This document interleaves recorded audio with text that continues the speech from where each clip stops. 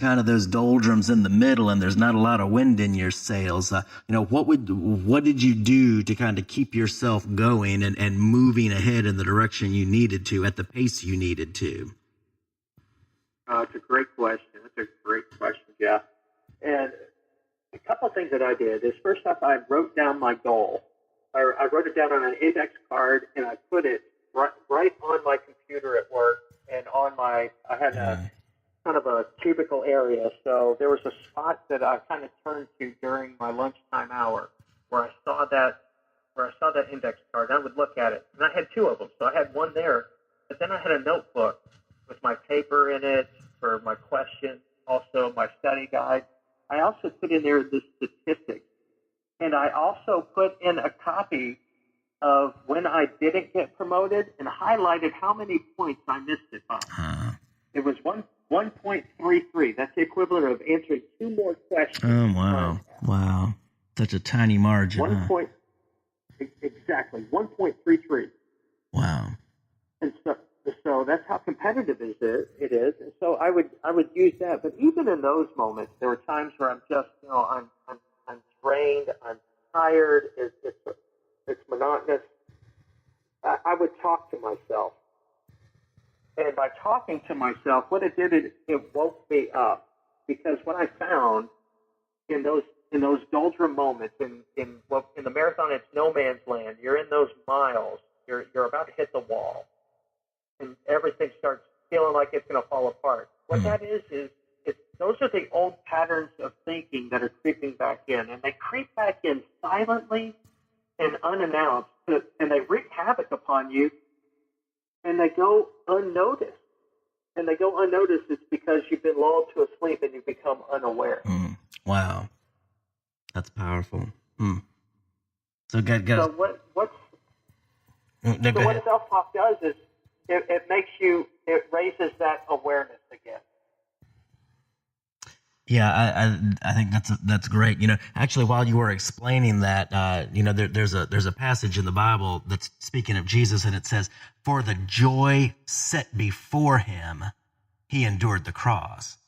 So, and we all, none of us have quite that type of cross, but there are different crosses, this perseverance and the things that we go through. And like you talked about, writing that goal card and putting it in front of you, putting it at different places, so that you kept seeing the goal and you could envision what's this good outcome going to be like when I reach this goal, so that you had the perseverance to endure what you had to endure during the process to get to the joy of having accomplished that goal. I think that's a great point. And then I tell you, the self-talk is definitely something I identify with. I've started getting up really early. Well, for me, it's really early, between like 4:30 and 5 most mornings, so that I can spend some time doing a number of things. And one of those is just stating true affirmations about myself.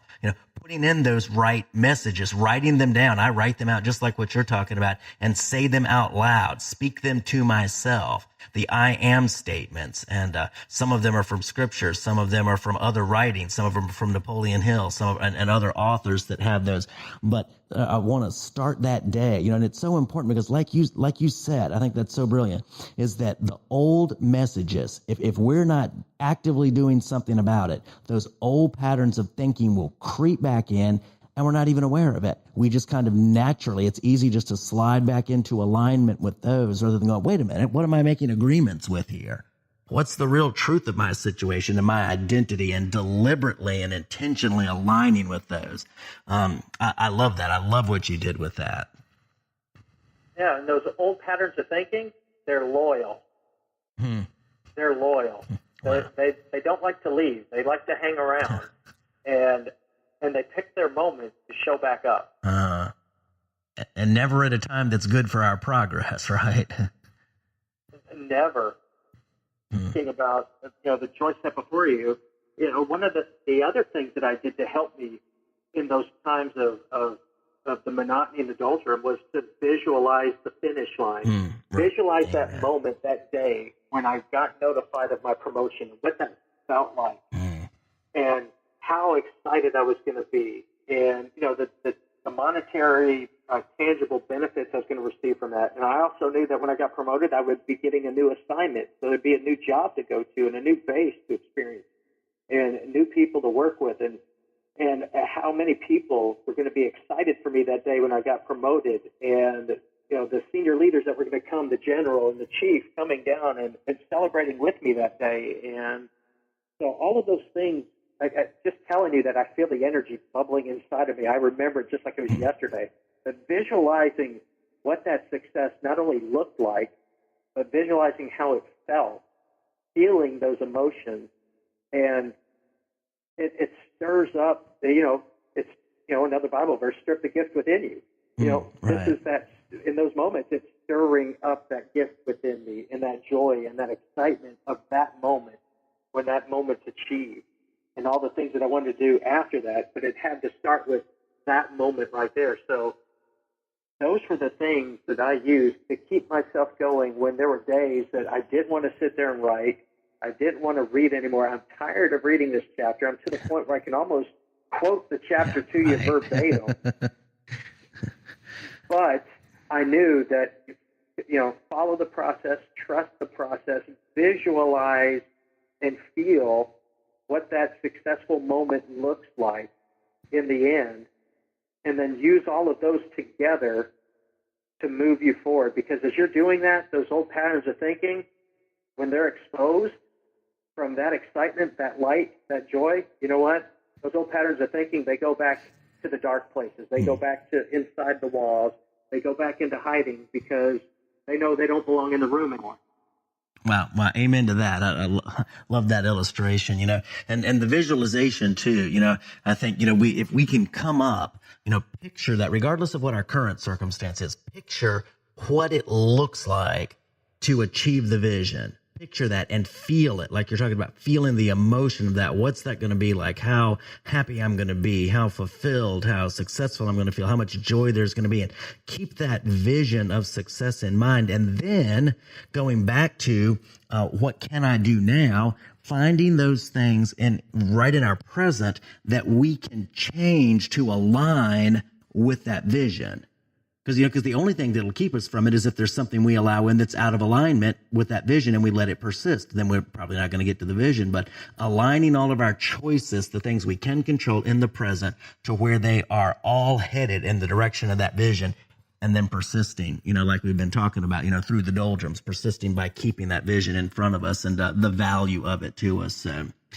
Dennis, this is great. What other thoughts do you have to share with our listeners on this? You've shared a lot with us already, but I want to give you the opportunity to share anything else that's on your heart.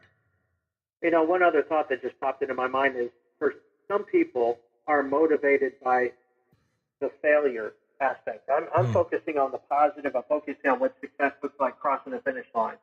Well, I was on 4th Street enough that I finally realized that I don't need to be focusing on the failure piece. But there's some people that need that to feel what it's like if they don't get promoted, if they don't achieve that goal, that the negative consequences of that, the anger, or maybe it has a financial impact, or whatever those things are. Some people are motivated that way. So if that's what you need to motivate you to answer the question, how can I, to avoid the pain, then use that. For me, I have found that crossing the finish line and seeing success and all of the celebration that go around it is a stronger motivator for me than the negative. But if those of you out there listening, pain's a motivator for you, then what does that pain look like for you? Being on 4th Street and watching everybody else celebrate, while yes, we rejoice with those who rejoice, but you know what? I had a lot of people hanging around with me, and we were weeping with those who weep. Yeah, I was right. tired of weeping, so I wanted to I wanted to rejoice. So and have people rejoicing with me versus weeping with the weepers.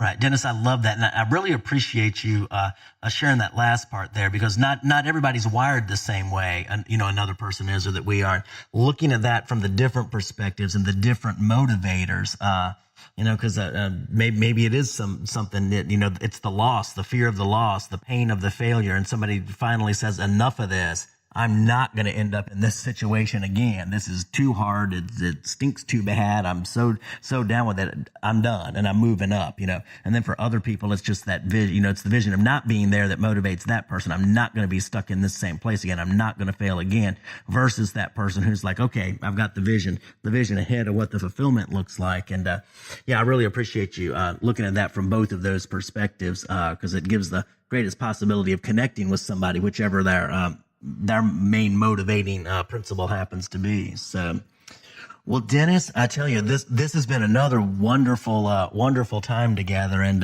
I love your story. I always love hearing your stories and the lessons that you've learned from them. You have a gift at taking your personal experience and turning them into lessons that can then benefit other people, and that's something I know everybody's got stories, and if you're listening to this, you've got a story too that can be turned into lessons, just like what Dennis has done in encouraging us today. But Dennis, I appreciate you. I appreciate you being on the show. I appreciate your perseverance and the lessons you've learned, even pushing through the failure to get where you are today, and the successes that you've had along the way. And thank you so much for joining us. Jeff, I enjoyed this so much. I love spending time with you, my friend. Let's keep doing this. This was a lot of fun, and I hope I've added value to you and to your listeners out there today. Well, you're certainly adding it to me, and I'm pretty confident you're going to be adding it to the listeners too. And I like this too. So we'll get together and we'll come up with some other topics, and we'll get back and do this again. But again, thank you so much for being on the show. Hope you have a great evening. And this is a Friday when we're recording, and a great rest of your weekend. And I look forward to talking to you again soon. Absolutely. And you do the same, my friend. I appreciate you. Thank you very much. And for all of you who are listening, again, I'm Jeff Byrd with Jeffrey Byrd Coaching. Our guest today has been Dennis LaRue Jr. You've seen his contact information and his other info on the screen. And he's been a great guest for us today. And I hope you've enjoyed this as much as I have. And we'll see you next time. And God bless you.